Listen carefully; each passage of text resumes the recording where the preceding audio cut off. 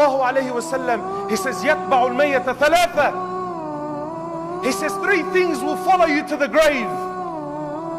He says, أَهْلُهُ وَمَالُهُ وَعَمَلُهُ. He says 3 things will follow you, my brother, to the grave. He says your family, your wealth, and your a'mal. He says 2 things will come back and only 1 thing will remain with you there. Brother, paint it how you want. This is the reality, because Rasulullah sallallahu alaihi wasallam la yantiqu alil hawa. He doesn't speak from his own vain desires. Rather, what he speaks is revelation from Allah.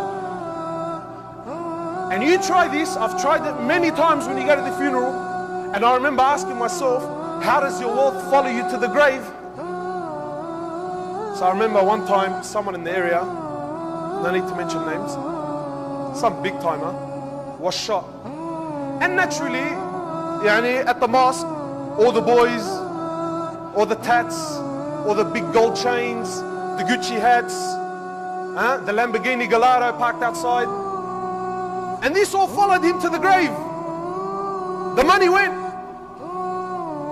And the Breitling watches with the diamond bezels, and so all of this followed the man to the grave. They buried the man. 20 minutes later, everyone's walking away, and sure, where are we going to go eat? What are we going to do? The family sat there, made dua, a couple of tears, walked back, and what was he left with, my brother?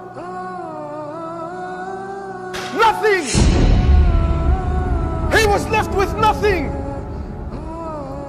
He was left with his a'mal. If he did good, he will verily see. And if he did bad, he will surely see.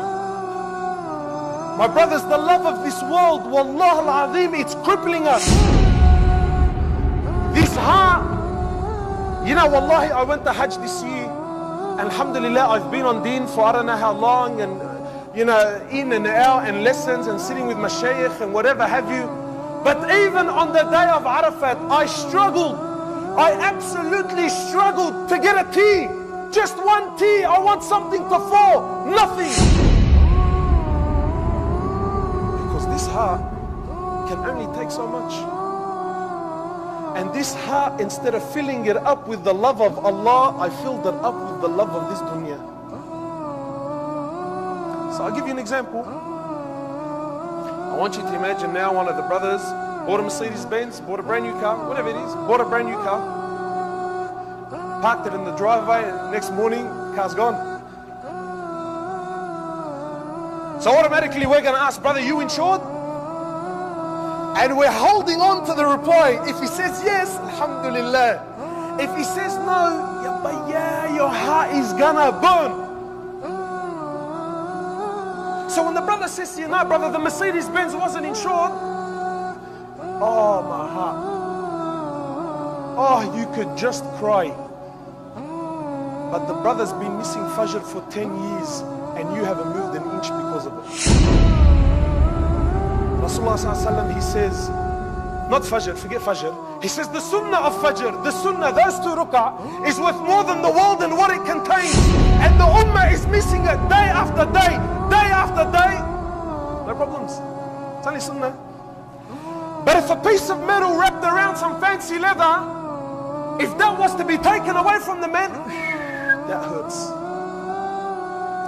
Why? Because this heart, my brother, has been filled with the love of this world. And it hasn't been filled with the love of Allah.